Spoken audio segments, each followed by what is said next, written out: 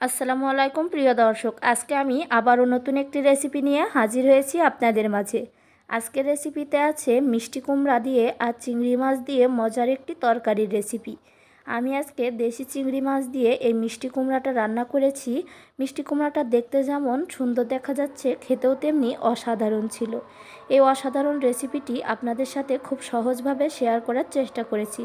আশা করছি ভালো লাগবে। ভালো লাগলে অবশ্যই আমার চ্যানেলটি সাবস্ক্রাইব করবেন, একটি লাইক দিবেন এবং আপনার ফ্রেন্ডস ফ্যামিলির সাথে আমার ছোট্ট এই ভিডিওটি শেয়ার করবেন। এখানে আমি পাকা মিষ্টি কুমড়া নিয়েছি। মিষ্টি কুমড়াটা কেটে ধুয়ে পরিষ্কার করে নিয়েছি দেশি চিংড়ি মাছ। চিংড়ি মাছটাও খুব ভালোভাবে পরিষ্কার করে নিয়েছি। এখানে বড় সাইজের 2টি পেঁয়াজ কুচি করে কেটে নিয়েছি 1 টেবিল চামচের মতো কাঁচামরিচ বাটা আর নিয়েছি রসুন বাটা।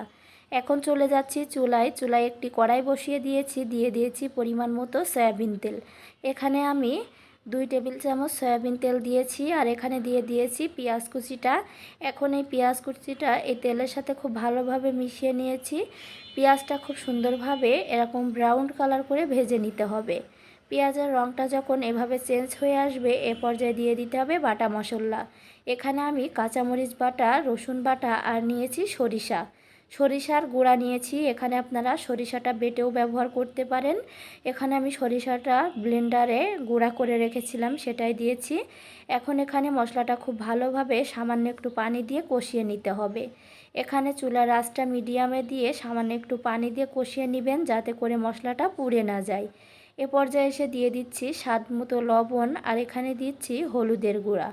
এখানে আমি 2 চা চামচের মতো হলুদের গুঁড়া দিয়েছি। এখন আবারও খুব ভালোভাবে মিশিয়ে নিচ্ছি সব উপকরণগুলো।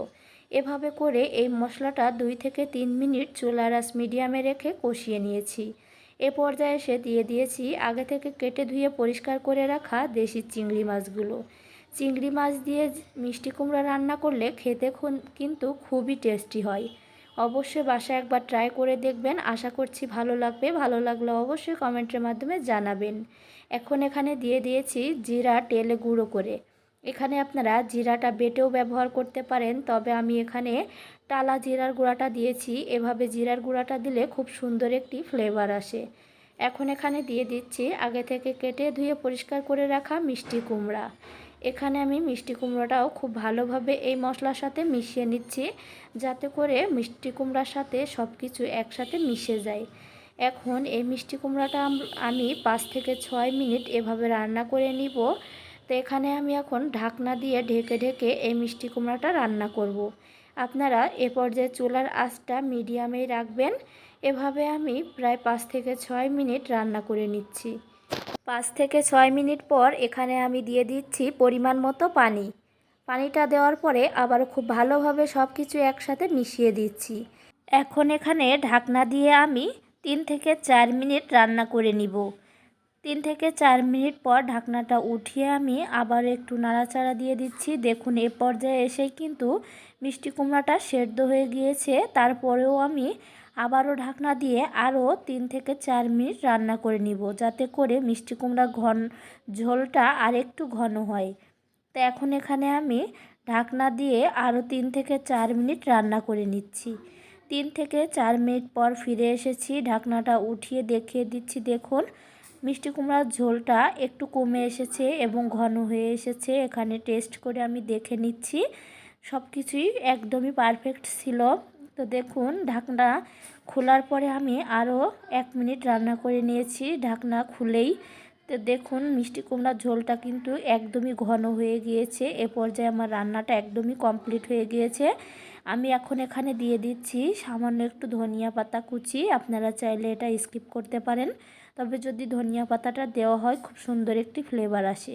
এখন এখানে আর একটু নাড়াচাড়া দিয়ে তারপর চুলাটা বন্ধ করে দিব। এখানে আমার মিষ্টি কুমড়া রান্নাটা একদমই রেডি হয়ে গিয়েছে।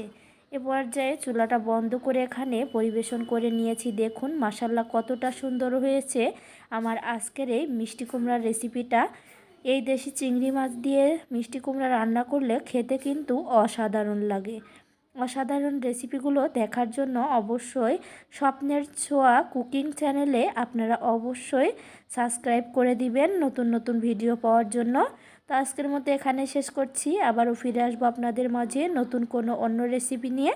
ততক্ষণ আপনারা সুস্থ থাকুন, ভালো থাকুন। আল্লাহ হাফেজ, আসসালামু আলাইকুম।